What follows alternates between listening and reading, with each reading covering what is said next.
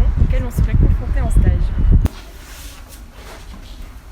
Donc du coup, ce qui va se passer aujourd'hui, c'est qu'une fois qu'on vous a présenté la salle, on va vous demander de vous mettre en binôme et on va vous proposer un scénario, donc une situation. Et en fonction du scénario, vous allez devoir faire un examen à la patiente. Et surtout température. En fait, Parce qu'elle a... Du coup, là, on va partir sur une patiente qui vient d'accoucher. C'est une première part, donc c'est un premier enfant. Et on va devoir faire son examen clinique pour regarder que tout se passe bien avant de la remonter en chambre.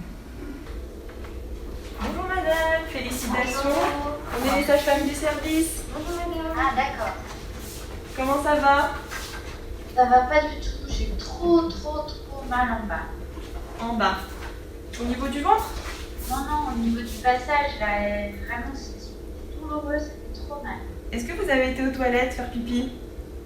Et c'est pas au niveau de la vessie, hein, c'est vraiment la suture. Ah bon, on va lui regarder ça marche, pas de soucis. Alors cette patiente, elle a accouché il y a 2h30 et on devait faire l'examen de sa remise en chambre.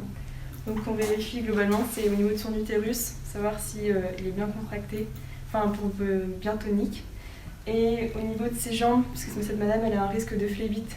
Et du coup on vérifie majoritairement ça et les douleurs. Est-ce que vous pouvez un peu plier la jambe? Voilà, parfait. Ça permet d'échanger et peut-être qu'on avait pensé à des choses que moi je n'avais pas pensé. Donc ça c'est hyper intéressant. Et le faire un mannequin, on est un peu moins stressé parce que oui c'est vraiment... ça remet la réalité, mais c'est une erreur. On sait que s'il y a une erreur, entre guillemets, c'est moins grave. Le bloc moteur, est-ce qu'il est bon le bloc moteur? Ça veut dire c'est la levée? Non, le bloc moteur, c'est est-ce qu'elle arrive à bouger les jambes? Elle a réussi à mettre ses pieds. Donc du coup, tu le notes, bloc moteur levé. Ça permet de mieux retenir de nos erreurs. Par exemple, on sait qu'en stage, on va plus facilement y penser.